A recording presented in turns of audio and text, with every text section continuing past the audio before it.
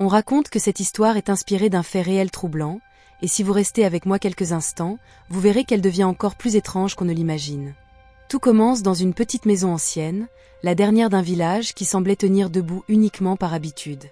À l'étage, dans une chambre étroite, il y avait un miroir. Un miroir banal en apparence, à peine un peu piqué, entouré d'un cadre en bois sombre. Pourtant, ce miroir n'avait jamais vraiment renvoyé le même reflet. La première personne à s'en rendre compte fut Élise, une femme discrète qui avait acheté la maison presque par hasard. Dès son arrivée, elle sentit quelque chose d'étrange autour de cet objet.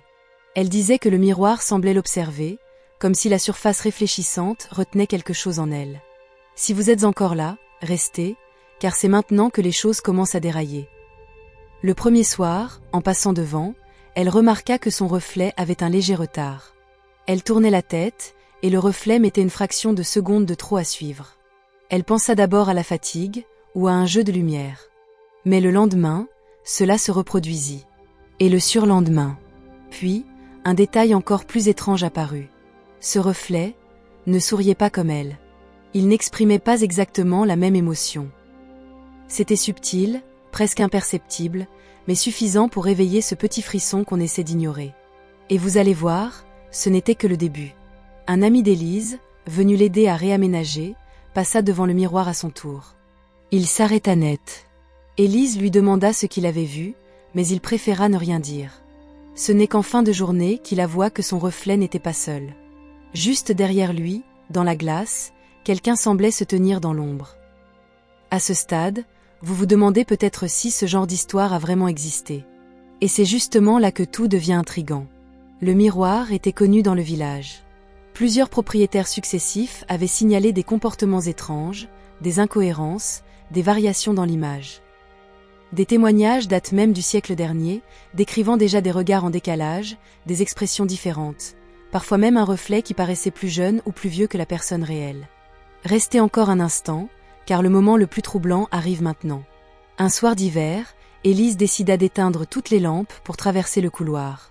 Dans la pénombre, elle passa devant le miroir et aperçut une silhouette tournée vers elle, parfaitement immobile. Mais ce n'était pas elle. La silhouette était plus grande, plus raide, presque figée. Et surtout, elle fixait Élise directement, alors qu'Élise n'avait même pas eu le temps d'entrer dans le champ de la glace.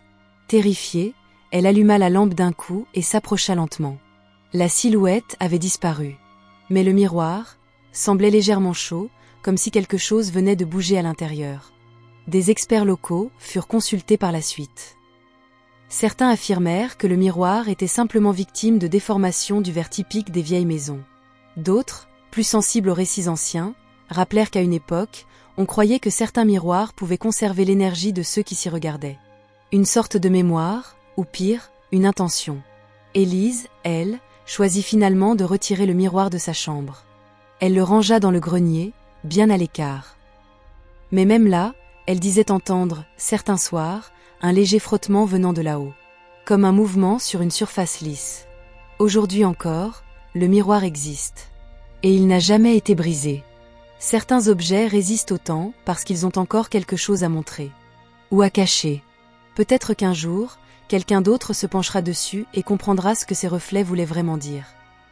Peut-être que vous-même, si vous aviez l'occasion de passer devant, verriez quelque chose que vous n'êtes pas sûr d'avoir envie de voir. Car après tout, les miroirs ne montrent pas toujours ce qui est devant eux. Parfois, ils révèlent ce qui se trouve derrière. Merci d'avoir écouté cette histoire. Si elle vous a intrigué, abonnez-vous pour découvrir d'autres mystères. Laissez un commentaire pour me dire si vous avez déjà vécu quelque chose d'étrange avec un objet du quotidien. Et partagez la vidéo si vous pensez qu'elle pourrait surprendre quelqu'un autour de vous.